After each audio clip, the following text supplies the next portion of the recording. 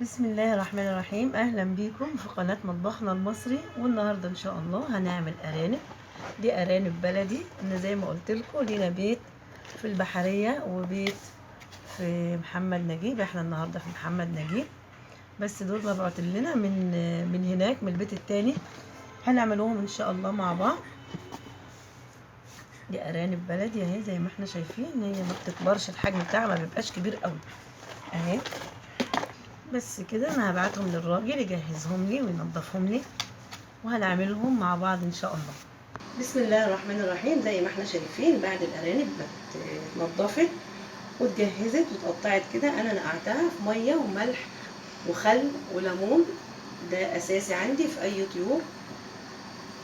فدلوقتي هنبدا نعمل لهم التتبيله المميزه اللي هتشوفوها دلوقتي باذن الله تعجبكم. هنبدا اول حاجه، هنا عندي الزبده. اجيب اول حاجه معلقه زيت كده عشان الزبده بس ما تتحرقش، وهنزل الزبده.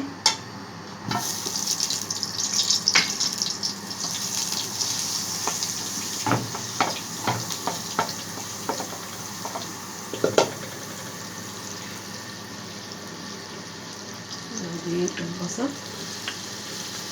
البصلايه مفرومه زي ما احنا شايفين اهي.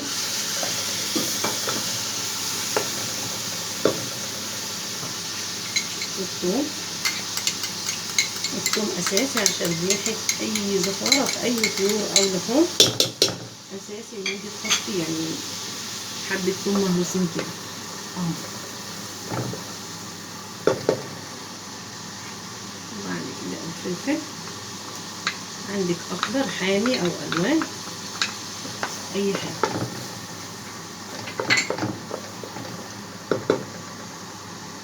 والقرنين حامين اهو، انا بقطعها كده. ومعلقه صلصه نقلبها حلوه كده.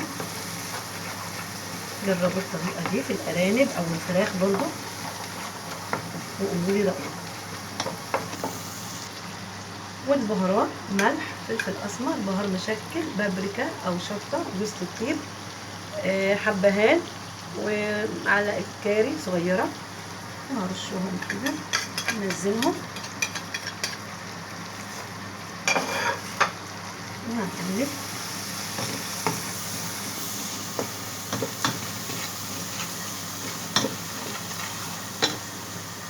دلوقتي اهو كوبايه عصير طماطم.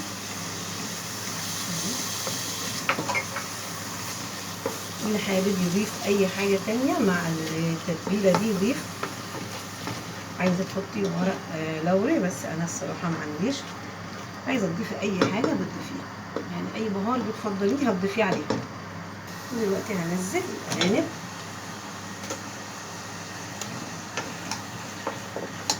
كده بس عشان ما تبردش، عايزاها تاخد الصدمه كده. نجيب على جنب كده وننزل الباقي.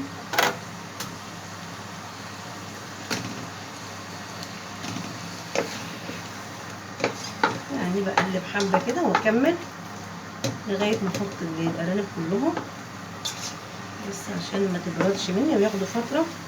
فهينزلوا الميه بتاعتهم، انا عايزاهم ايه، ياخدوا الصدمه كده.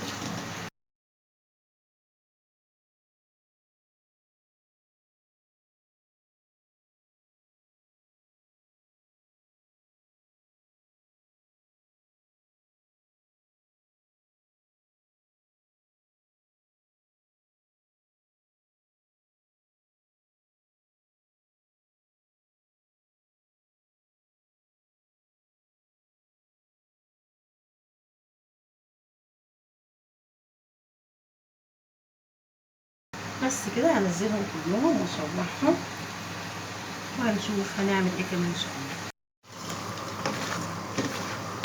دلوقتي بعد ما شوحتهم كده زي ما احنا شايفين، اخدوا التتبيله الصدمه برضه كده اهي.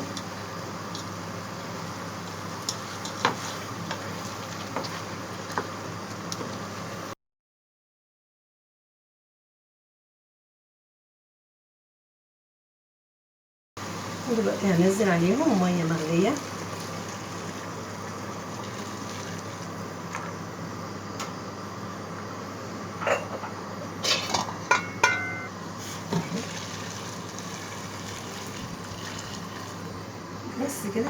يستووا ونشوفهم بعد كده ان شاء الله. ودلوقتي هعمل الرز. انا هعمل جنبهم رز ولوبيا وملوخيه. وبحمر دلوقتي الشعريه.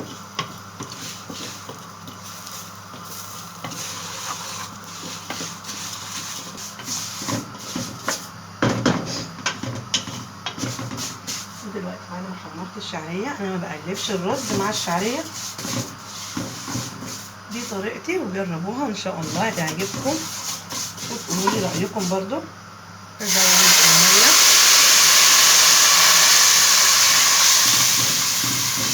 بحط عيار الميه. انا بعمل رز مصري.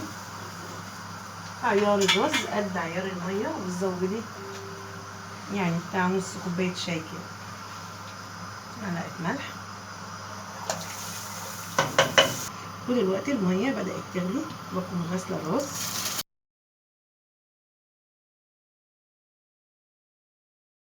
انزله كده.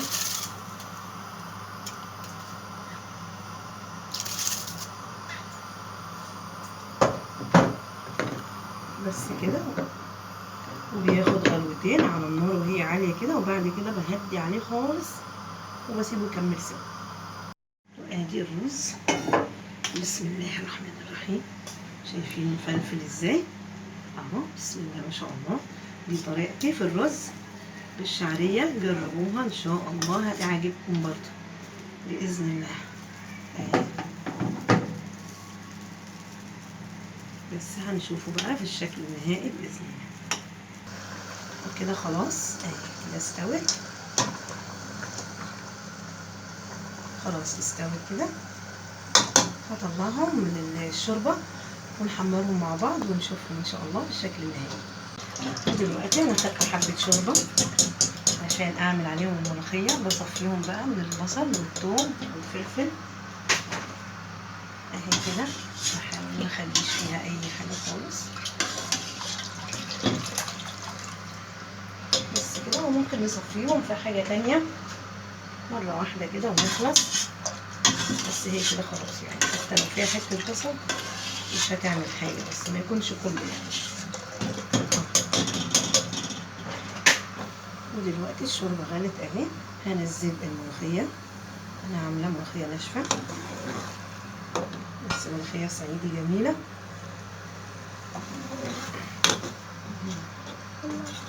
احسن من الخضره بتاعت هنا بجد. الملوخيه الناشفه الصعيدي احلى من الخضره بتاعت هنا.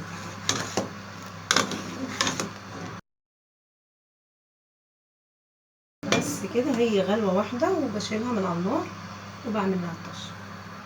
ودلوقتي هنعمل الطشه للملوخيه. دي معلقه سمنه بلدي. ودي الثوم.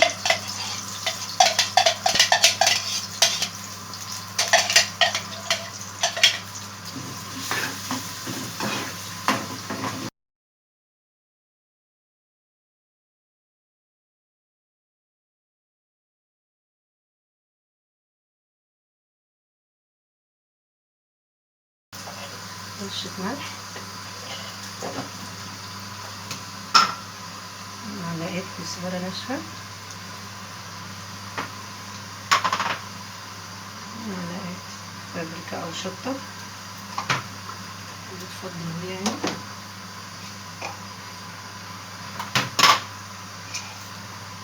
وفلفل اسمر. وادي التومه كده خلاص احمرت اهي. يعني ما خلاش تحمر قوي عشان ما تمررش. بس كده. وهنيجي على الملوخيه. بسم الله. بس كده.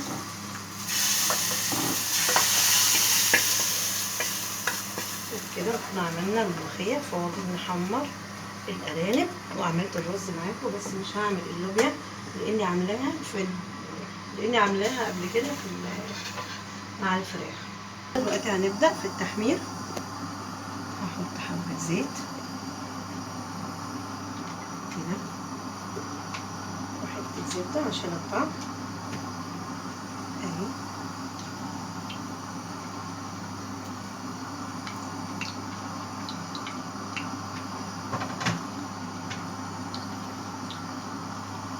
ودي رشه جوز الطيب.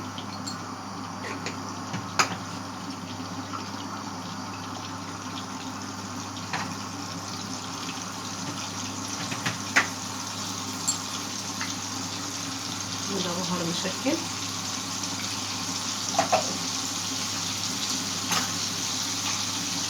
وده فلفل اسمر. كده بيبقى التحمير طعمهم حلو، واخدين طعم البهارات كده.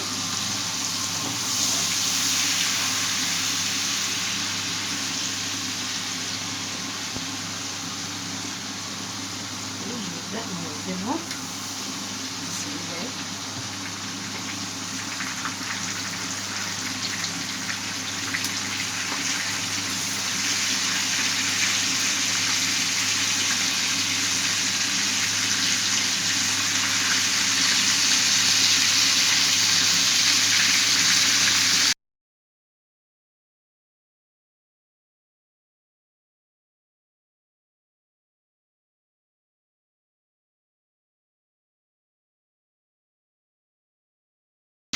هحمرهم ونشوف هنعمل ايه كمان شويه.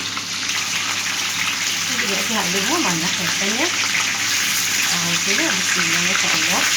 انا قلت لكم ان دي ارانب بلدي مش بتاعه المزارع اللي هي الحجم كبير قوي ومفيش طعم، لكن دي بسم الله ما شاء الله. يا ريت تدوقوها معانا بجد. بس كده هنشوفهم بالشكل النهائي ان شاء الله. وبكده نكون انتهينا من عمل الارانب. وريتها لكم بالطريقه بتاعتي. انا بعمل الطريقه دي وكذا طريقه تانية، يعني مش دي الطريقه الوحيده اللي انا بعملها. وعملنا الملوخيه واللوبيا والرز. انا ما عملتش معاكم اللوبيا لاني عاملاها في الفيديو اللي قبل كده مع الفراخ.